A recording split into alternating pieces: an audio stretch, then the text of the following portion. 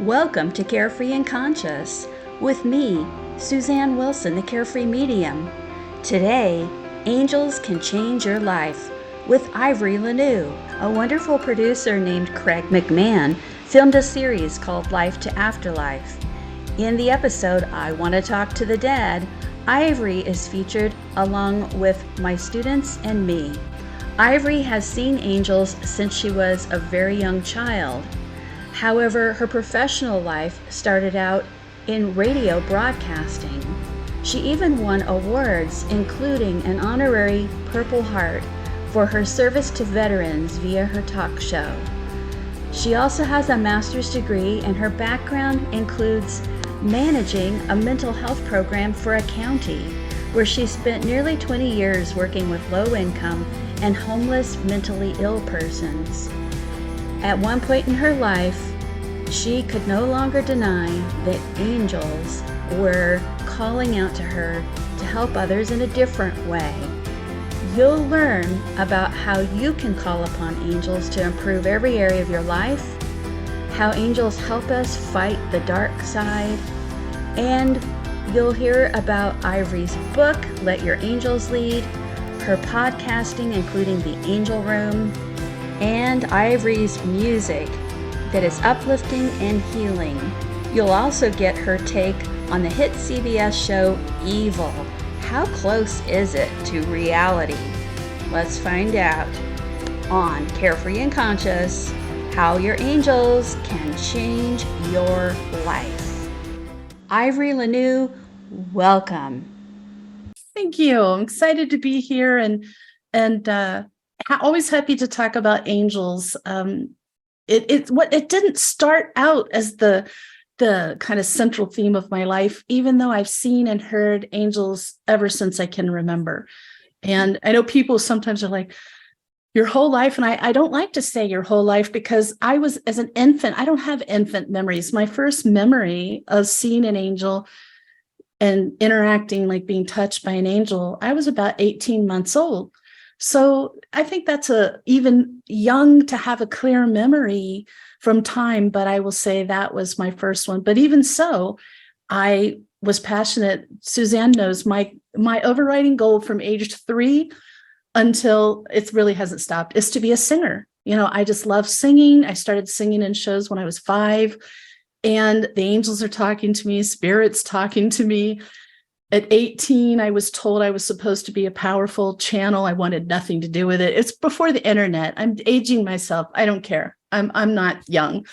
And it was before you could look up on the internet. So I'm at the library trying to find out what a channel is. And I didn't like the sound of it. I wanted nothing to do with it. Ran. People kept telling me, oh, you're such a powerful psychic. No, I worked in radio for quite a long time. And then my angels told me, now you're going to work in mental health. I went back to college, got degrees, worked in that field. And then one day my angels said, now you're moving to Sedona and you're going to do your spiritual work full time. No more of this doing it under a fake name or doing it under, like I had a picture of a pink rose. I never showed my face. So when I was working on sites like Psychic Source, and there was one in Sedona first that was like Angels Online, I didn't show my face. I didn't use my real name, but they said that's coming to an end. And I was freaked out about that. But I didn't want to leave the field of mental health. I loved my work. I loved the patients. And I felt like I was hanging onto the door frame with fingernails dug into the wood, and they're having to pull me. But they were right. And this business, this career has by far been the most fulfilling, the most satisfying at a soul level, because I get to help people at an even more meaningful level than I did before. And I still get to do a lot of mental health work. That didn't stop.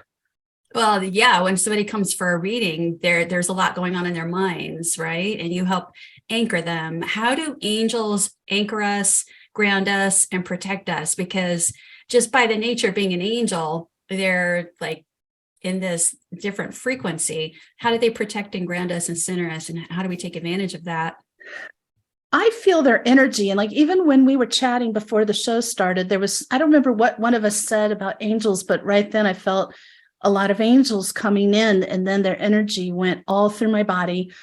And I wasn't nervous. I'm not nervous to be on your show, but it calmed me down even more, maybe from just generalized anxiety lately. It calmed me down even more. But their energy, when they enfold you in it, can make you feel instantly calm, instantly centered, balanced.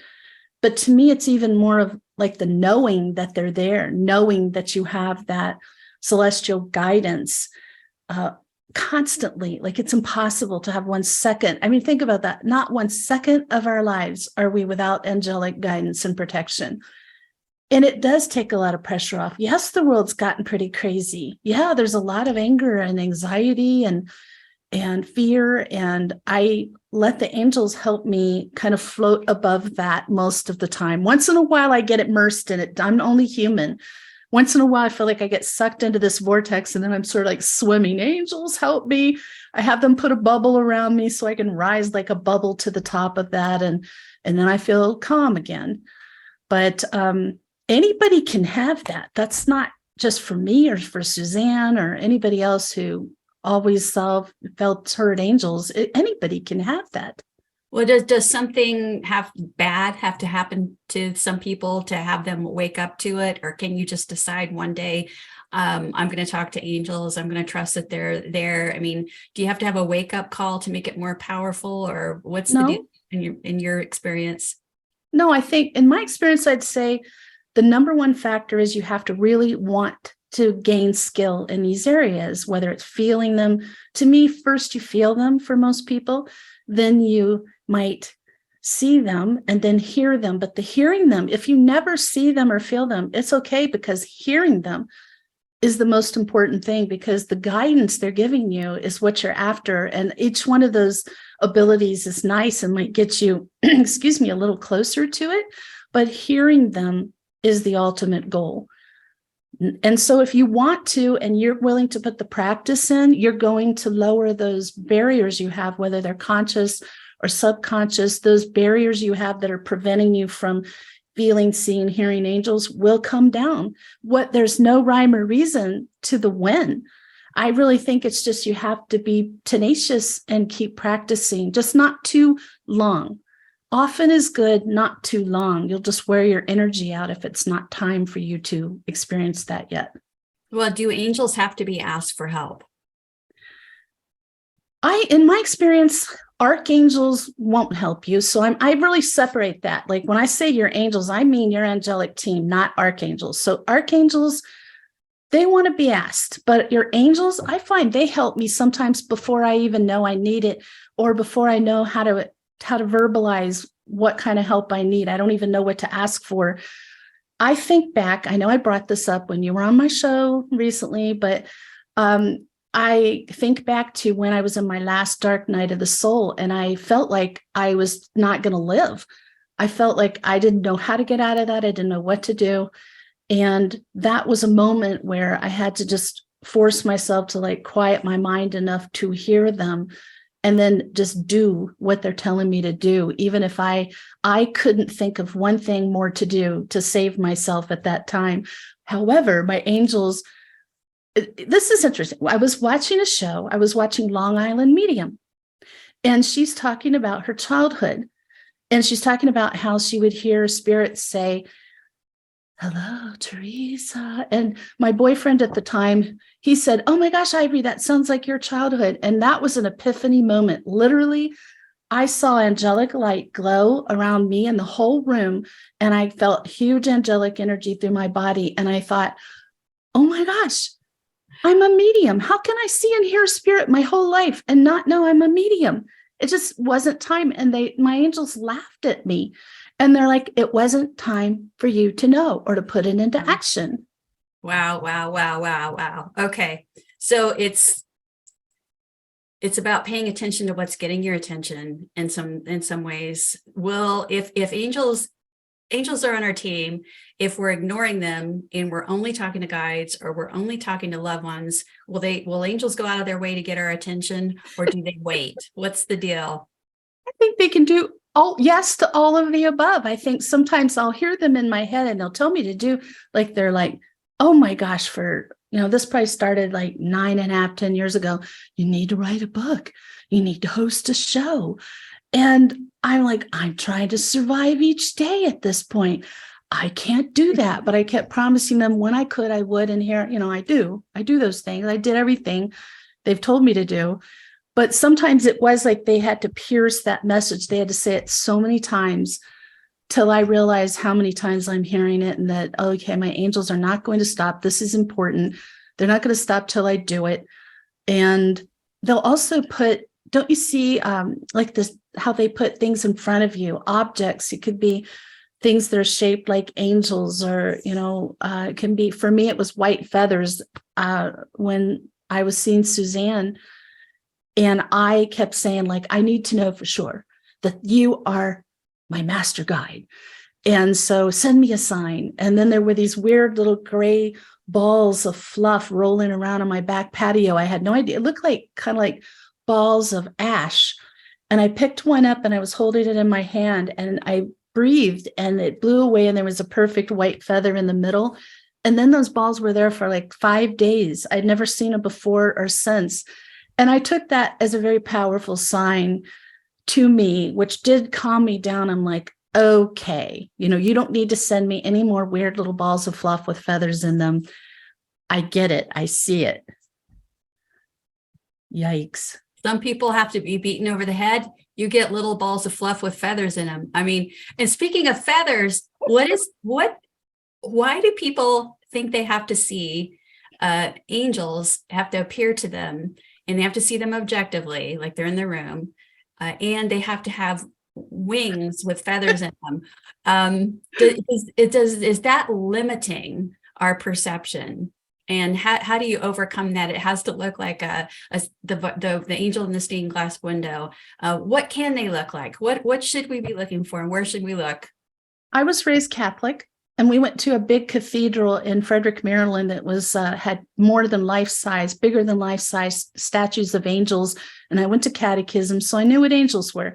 So up until 12 or 13, they came to me as winged beings. It looked just like you would expect angels to look, stereotypical. And then all of a sudden, I would feel their energy and I'd hear them, but I wasn't seeing that. I was seeing these beautiful lights.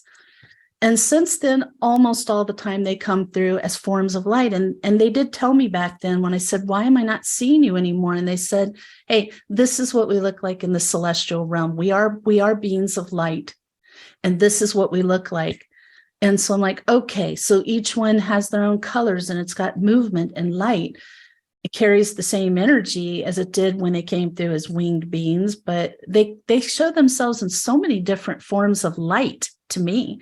The little sparks of light in various colors, and balls of light, and big flashes and arcs of white light. The big, balls, kind of not round, but they're shapes of light with a movement, and each one's different. It's sort of like that's their fingerprint. Oh, I like that. Like they have their own fingerprint. And so what does it mean to say angels are on your team, your angels, versus a while ago you mentioned the archangels? And I ask you a lot of questions that you might think, Susanne, don't you know that? I know you know we that. just talked about that, but we have a lot of people. The Carefree Souls, my community, they're here. They're going to be asking questions of you. But there could be anybody watching this thinking, these ladies are nuts. Possibly. They're in the church. They're at the church. They're at the synagogue. They're, at the mosque. Outside of that, God will send them to you. Why should you say you have a team of them? Is that being egotistical? How do you answer things like that?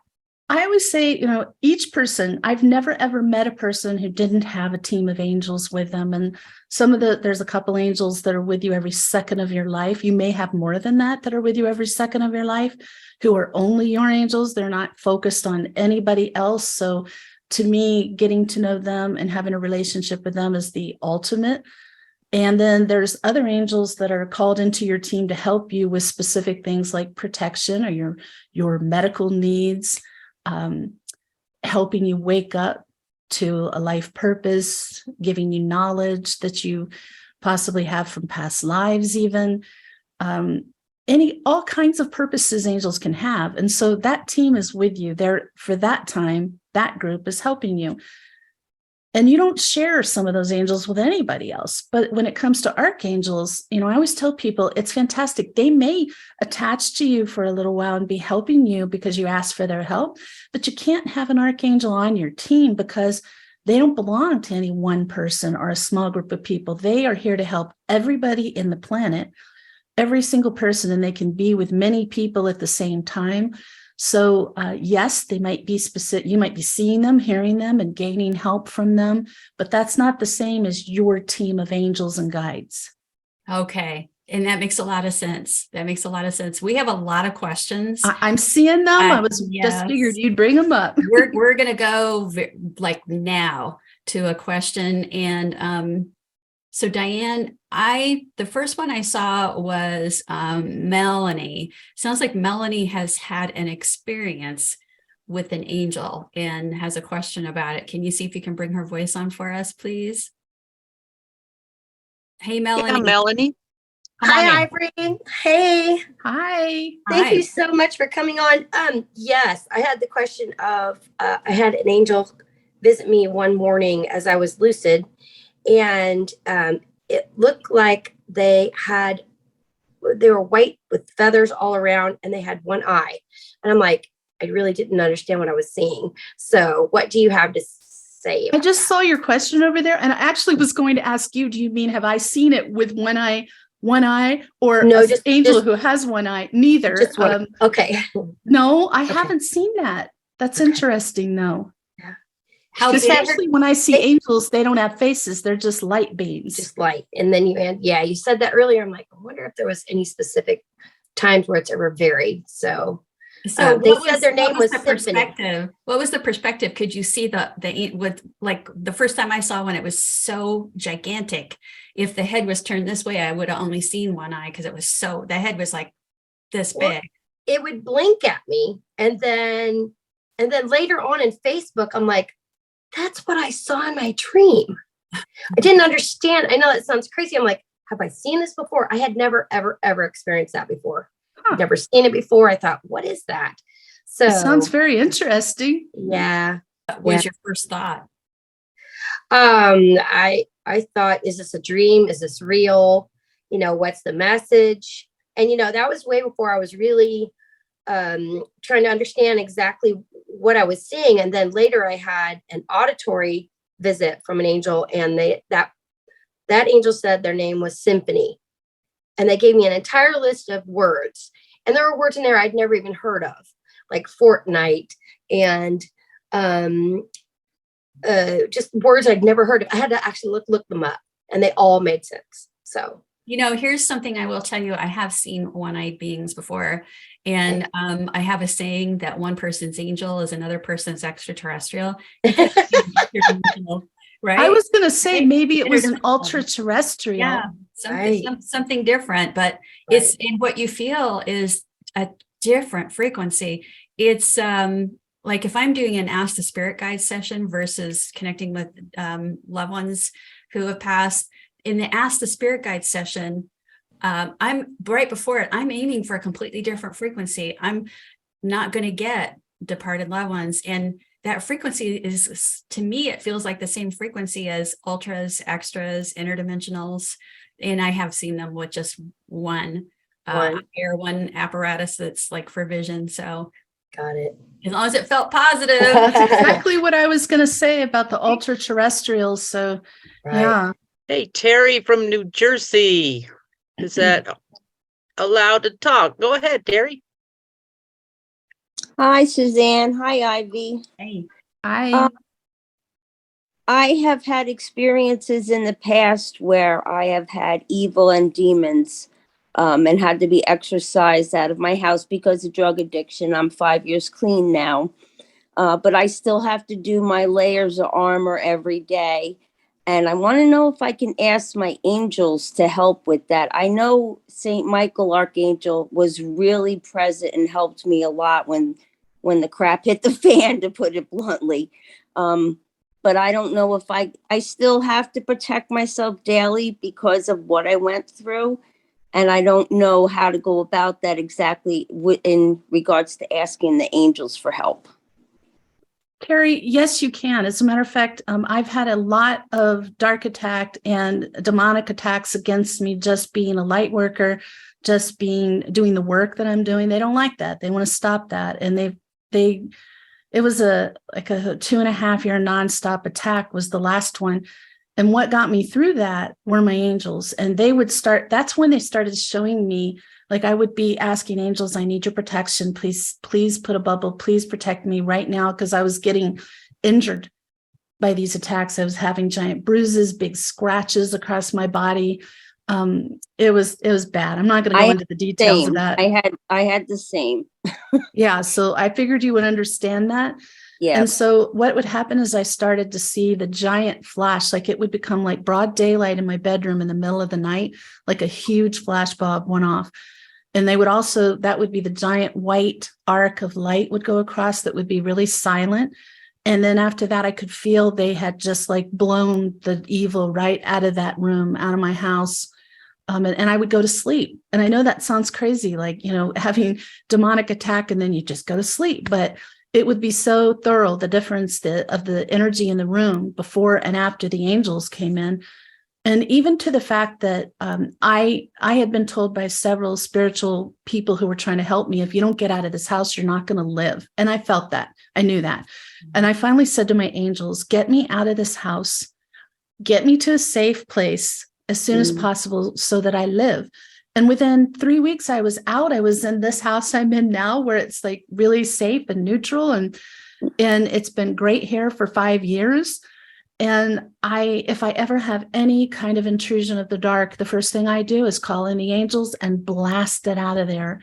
I do have a blog post on my website about how to get rid of how to protect yourself from the dark. And I've done some podcast episodes in depth about that, especially on the Sedona Soul Sister show, but on both of them, the Angel Room and the Sedona Soul Sister show. And I think that in depth would probably help you.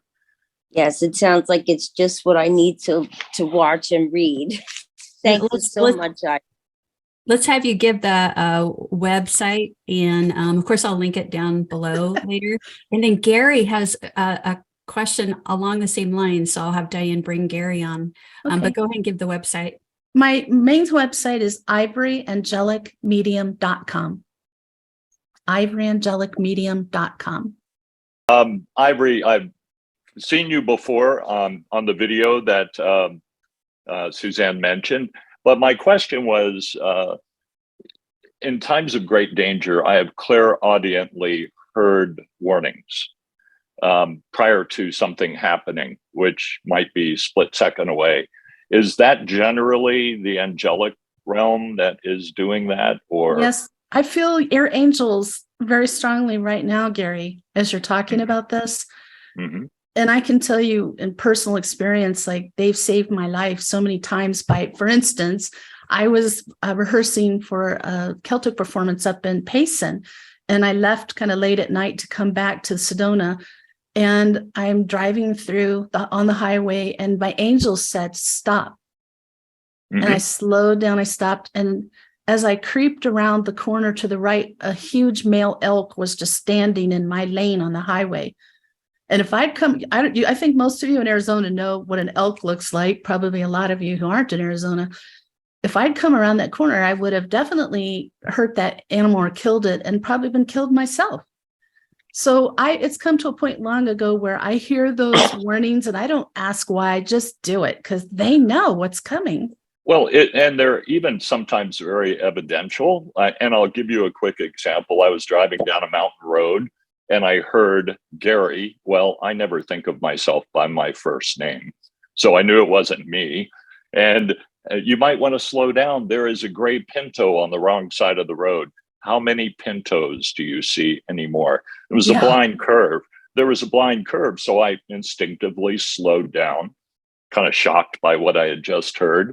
And a gray primered Pinto came flying around in my lane. So yes, it's always right split second before. I've had several instances of that. So just, I assumed Oh, There's so yeah. many over there. We have guides, we have loved ones, but I think, I wanted your opinion on if the angelic realm were the ones that tend to step in for our physical safety. They do. Yeah. And that's not, I love how they were so specific with you. And maybe they thought that that would help you understand why you need to stop and you'd be more likely to do it. Yeah. And that's fantastic. But sometimes the angels are going to say things like, for instance, if you date somebody and they know something you're not sensing about them or you can't see yet, I've had them tell me, not that man, not that man. And I don't know why. I don't even ask why anymore. I'm just like, next. Yeah. And can I get one of those? Yes, you can. Yes, I'll talk to you about that. Well, the two things that really impressed me were using my name, because I never think of I or me. And the other was they didn't tell me what to do, but they made a suggestion of what to do. And that was very evidential to me that there were greater powers at work. Each angel has its own personality too, and they interact with you differently. Some are going to be really polite and soft-spoken, and some are like, do this. Stop now. I've had angels tell me things like, I'm going my normal route somewhere, and they'll say, don't go that way, turn here. And I don't even question it anymore. Sometimes you'll know, like you knew, Gary, you went around the corner and there was the pinto. I went around the corner and there's an elk. So I knew why they said that. But I think most of the time we will not know why they said that. But we have to trust that we saved ourselves from something that wouldn't have been in our best and highest good by listening to them. Nothing bad happened by going a different way. But I also didn't have anything. I didn't have anything that I could see, but I just trust. You have to come to a place of trust. Absolutely. So that when they tell you what to do, you just do it. Well, Ivory, thank you so much for taking your time with me and really following your work and love what you're doing. Thank you for doing what you're doing. Thank you so much, Gary. I appreciate that. Okay, here's a question for you. And this combines the angel communication experience that you have and the mental health director experience. And I was going to ask a question along these lines, but one of the Carefree Souls has it typed in and wants me to ask. I saw it. I'm intrigued. Okay, so here we go. What's the difference between a psychotic episode and a demonic attack? How would you use both of your skill sets to identify whether it's psychosis or a demon at work? I do not do demonic clearings. I don't do exorcisms. I used to go clear people of demonic energy, but I stopped because I had a child at that time, and then now I have grandchildren, and they were getting attacked in retaliance. So I don't do that work. But I will say, when I worked in the psychiatric hospital, there were plenty of people who had been diagnosed as schizophrenic, who had been under demonic attack, who had been abducted by aliens, and pretty famous stories at that.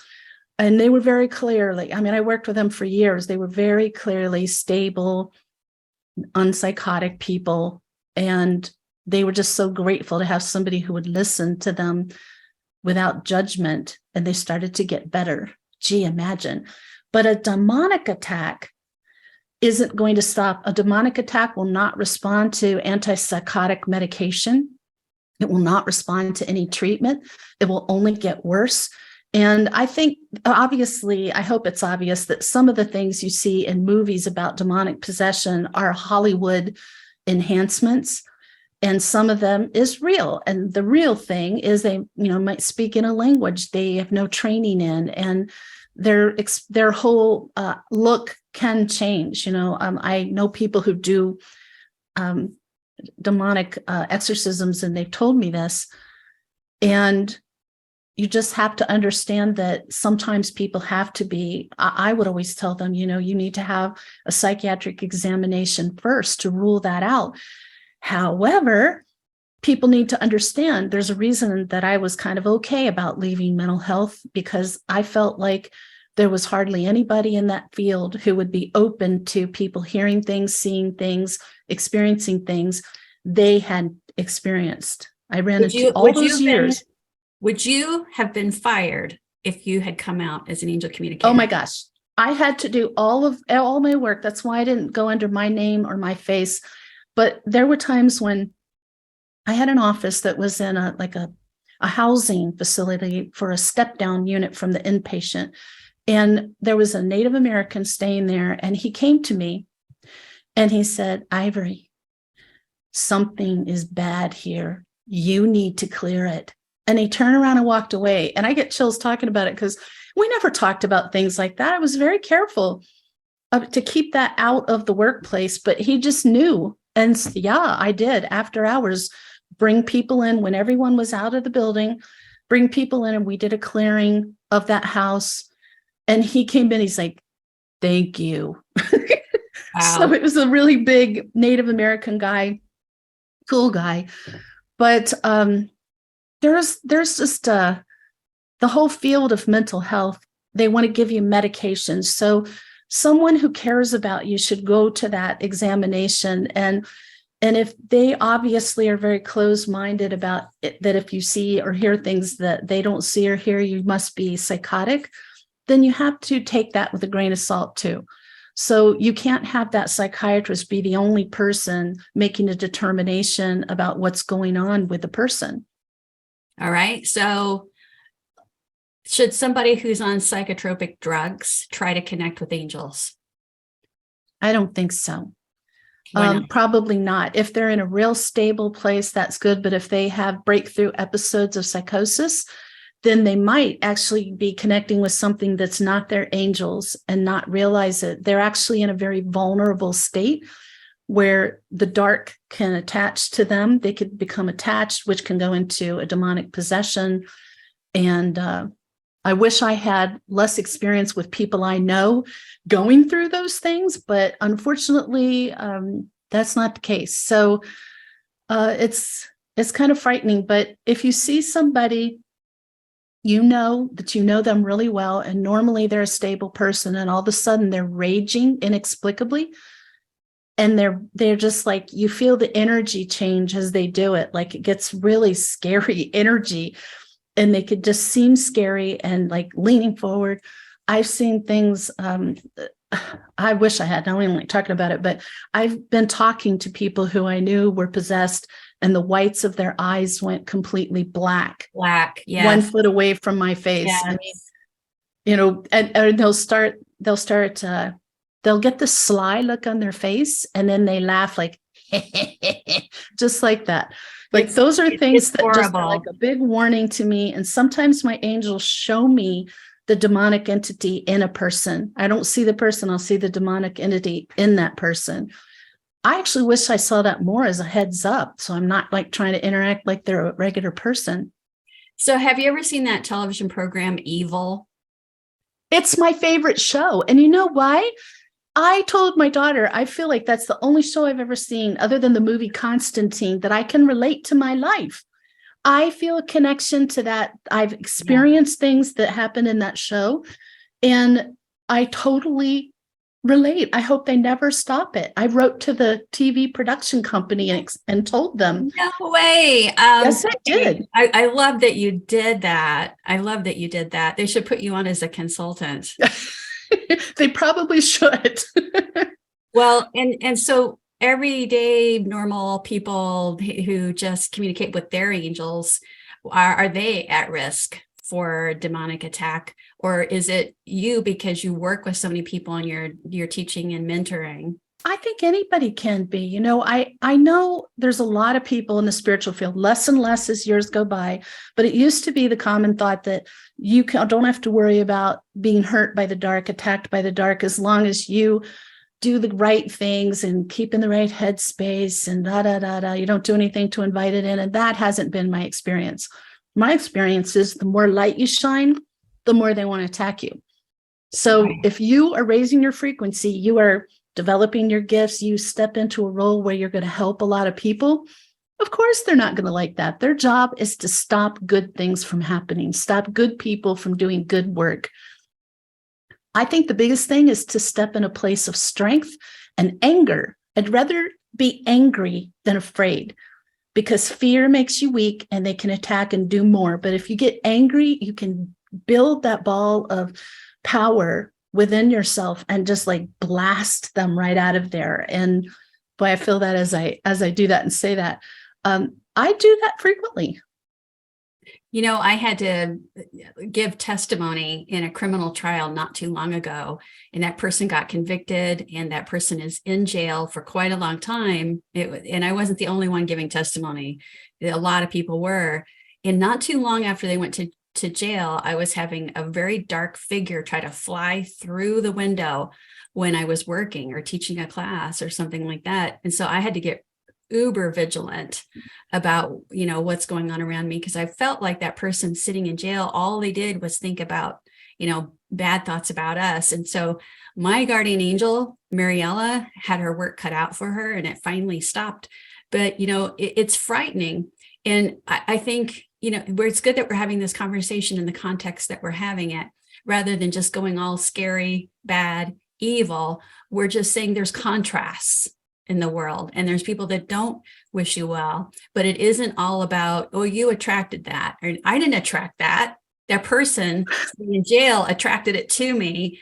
And I do my golden bubble of protection, bathed in white light, the daily peace, every single morning. After I sleep for a night, I reapply it the next day, and it really, really helps. So yeah, we get real complacent. And we don't have to get complacent. We don't have to go around throwing holy water all day long and crossing ourselves either. You know, it's just like being vigilant once a day. How do angels play into protection? Like, let's say it is our time to go. We have an exit point. It's going to happen. We're going to pass. What do the angels do to help make our passing better for us? What I've seen is I've been requested to be at bedside for people who are passing, and I'm happy, whether it's somebody I know, sometimes it's the people who know me that have a loved one who's passing. And what I've seen every time is that the angels start coming in sometimes 2 weeks before that person crosses and talking to them.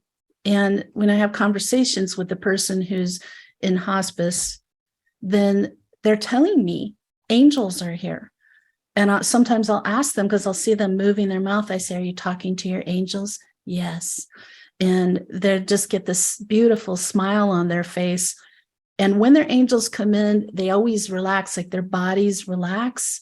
The calming energy that the angels are giving them, the calming words they're saying, you know, you have such a wonderful place you're going to be out of pain. You're going to leave all of this behind. And you got so many people who are waiting to greet you on the other side. And I think they are like the first ones to start kind of counseling, pre-counseling prior to the crossing. And then spirit starts coming in too, who knows that person who's close to death. And so they're working, all of them together. It happened with my sister. Susanne knows my sister passed third week of January. So she came to me the night before she passed, and her angels came with her, and I could see her, the angels with her, the light around her, and there was such joy. And then I did the best out of the family, because I knew she showed me she wasn't in her body anymore. She was in the ICU, and she didn't feel any of the traumatic procedures that were done. She knew it was her time to go, and she was fine. She was better than fine. So the angels help them prepare for that, give them peace, give them calm, and help them know this isn't something scary or bad. It's going home. Oh my. And so your sister just passed in the last couple of weeks, and you have such a serenity. Did the angels in your sister that visit, did that make all that difference? Or I know she suffered for a long time. It did. With chronic illness. Because she was suffering, helped the family. You know, we're really sad and we miss her, but we didn't want her to suffer. She'd suffered with systemic lupus for about 30 years, and that's a long time to have such a serious disease. So her quality of life was not good. And so we're glad she's in a beautiful place. For me, I saw her and know how happy she is. And she comes in every day. And interestingly, I was going to tell you, Suzanne, I haven't seen this before, but she comes in as a 3-foot high narrow metallic gold beam of light. And I've never seen anything like it. And then I hear her talking. It's my sister Ruth. Oh, gorgeous. So I get a lot of comfort because I'm seeing her more than I did because she lived in Atlanta and she really couldn't travel. So I see her so much more now. You know, the spirit world often says in sessions that I do, tell my loved one I'm able to be there for them now in a way I couldn't be in the physical world. And they're not kidding about that, because it's really, it is just like they're in a room down the hall. That's really special. Thanks for sharing that. Well, so you're very much into sound. You're a singer. You had a broadcast career as well on radio. What do angels sound like to you? Most of the time I hear them in my head as a thought, but they come through very crystal clear. It pushes right through my thought process. But there's been times that I hear them out loud and it's just a soft voice, a soft, calming voice. And sometimes it sounds like there's more than one angel talking at the same time, but they're saying the same words. And I don't know how else to explain that, but I can just tell it's not just one angel's voice, but it's a few. And they're always calm, always soft-spoken. It's only been a couple of times that I heard close to a raised voice, and one of them was the elk incident. Yeah, so they get excited too when they're warning you. I was singing really loud, practicing songs on the way home because I had an 1.5-hour drive, so they needed to raise their voice. God, that's so cool. Okay, so we have another question. If this one's in the chat box, Diane, and I lost it for a second. Is it Barb? Is it the one? Does this mean the biggest energy field wins? Oh, that's a good question. Does in a battle of wills between dark and light? I think it's about your strength. Like how much do you believe that you have angelic protection? How confident are you that you're not just there as one human being against the dark, that you have the power of angels and spirit guides with you and deceased relatives with you? So when you ask for them to surround you in light, and then when you start gathering, like I mentioned that before, like I visualize like there's a ball of energy and it's actually under my rib cage is where I see it, like around the solar plexus, gathering all this energy till there's a big ball of white light. My angels are helping me with that. And then I just visualize, and I literally, it's a good thing I don't have close neighbors because they would not be happy with me, because I yell and say, get out right now. Anything that is not of the light must leave this home, leave me, my room, my home, my property right now. And I get angry. I purposely step into anger because it's strong. Fear is weak. And so the stronger you can make yourself, I'm not going to lie to all of you and say that means I don't get attacked anymore, because there is regular attacks. But you know what? The more I've healed in this house where I'm not under like getting hurt all the time, I have healed more than I've been able to in my whole adult life. And I feel stronger than I ever have. And I don't get afraid. I get mad because you're waking me up. You're usually they're interrupting my sleep. They're keeping me up or waking me up. And that helps me just get into anger, because again, anger is strength. And the anger is, how dare you? How dare you come into my field? How dare you come into my consciousness? That's where it's outrage. It's outrage in invoking the name Jesus Christ. Yeah, it's like you can't be in here. Mm-hmm. This is sacred space. You know, you should not even be putting your toe in here. So my angels get mad too. They go into warrior mode. One of your three toes. Don't put one of your three toes. Yeah. Oh, a little demonic humor. No, I'm just kidding. It's seriously it's so refreshing to be able to talk about this, not to scare people, but to let people know you're not nuts. You know, there is contrast, there is dark, there is light. You don't have to attract it for it to be around you. I mean, let me tell you something too about angels.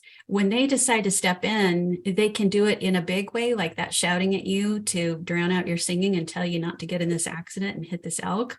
But for me, when I was a little girl one time, we were on vacation in Florida. I was about 11 years old, 12 years old, in my wet bathing suit. And I had to run back to the room to go to the bathroom. And my mom had said, wait, Susie, wait. And I'm like, I can't wait. And I ran into this hotel, and there was an elevator opening, and the man that was going to get out stepped back in. And there was, all of a sudden, there was a lady beside me who shook her head no. And I looked at her and I looked at him, and I went outside and I waited for my mom. When I walked out and I looked back, that lady was gone. I think that man was going to hurt me in an angel I get chills. form. I have chills talking about it. And I Yeah. haven't thought about it for a very, very long time. But that man was going to hurt me. So he doesn't have to, it doesn't have to be something from another dimension or from wherever you may. The dark can be in people. Talk There's more about that, possessed and people. talk about angels putting on a human form to help us. How often does that happen? I used to hardly ever see a possessed person. And over the last 5-6 years, it has just gone. There's so many that I don't like going out in public very much, because what happens is they see my light, and they like and stare and give me the dirtiest looks. And sometimes, I've had people, like, I watch them put dents in my car. And, I think that, they attack you in the little insidious ways too. And that's one thing I think. I don't want people to be scared. I think I want you to be aware of how insidious evil can be. And it does exist. That balance is there, light and dark, and there's always a battle going on. You just don't want to do anything to allow it to get in you, but that doesn't mean it won't try to annoy you or get to you in some way. So when we're on the other side, when we go back to our true home, can we hang out with angels just like we would hang out with people? Yes, so many times when I'm doing mediumship, spirits are there, and angels come through with them or come through later to add something to what they want to say. And sometimes I've had really good luck when someone's very recently deceased and they died suddenly, or they're just kind of weak on the other side. I'll say, can you have a couple of your angels come through with you to lend you strength so you can communicate? And the change in the energy is instant, much stronger, and they can talk, they can touch their loved one, they can, communicate very clearly. So definitely the angels are right there. And to me, that's one of the things. I'm not looking to die, don't get me wrong, but when it's my time, I won't be sad. I've lived a good life, and I'm be excited to hang out with angels all the time, like hanging out on the other side. I know I hang out with them now, but it'll be different on the other side. Yeah, it'll be like not only just going home, but understanding more about ourselves by understanding, what we're capable of, and the connections that we have already. It's not like we really have to work on connecting with our angels. We just have to trust that we can do it. So the book that you wrote, Let Your Angels Lead, can you give us the very first step that you've written in the book about how to start, or maybe the very first, couple things to do? I tell people, let's start with feeling your angels, because I find most people have an easier time feeling them. And there's a specific exercise to do that is best done in your own home when you're alone. You're not stressed. You're not in session. A lot of people feel it in session, but you might not. And so practice that at home a few minutes every day you can. Because again, when the barrier for you to feel your angels is meant to come down, it will. But I also feel like there comes a point where you tried and tried and tried. Move on to seeing your angels, and there's specific exercise for that to practice. And the next thing is going to be hearing your angels. But the biggest chapter in my book is called Troubleshooting, and my angels told me to put that in there. And I know my editor was laughing. She's like, there's a lot in this chapter. She says, but I think it's good because it tells people what to do if you get stuck and you're doing the exercises and you still can't feel your angels, see your angels. It tells you what to do to clear your energy, to get your frequency up high, to make you a better receptor and help you work past those barriers to bring them down within yourself. So my last question is, if you quit teaching and mentoring, would the darkness leave you alone? What do you think? No, because even as a child, they were after me. I mean, I've had so many physical attacks and stalkers long before I got into this business. So I think as long as you carry the light, they're not going to stop. But the truth is too, so if I stopped doing this stuff, I'd just write spiritual books. So I don't know if I'd ever stop, but I know people who did spiritual work and then stopped and the attacks lessened, but they never totally went away. So, you just keep doing your spiritual protection every day and as needed. To me, it's a part of daily life. So the message is never give up. Never give in, let your light shine as you do. We're like spiritual commandos. I love that. Ivory LaNoue, thank you. Thank you so much. It's been a pleasure.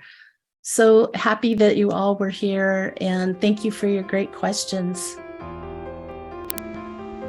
Reach Ivory LaNoue at ivoryangelicmedium.com. I'm Susanne Wilson at carefreemedium.com. Thank you.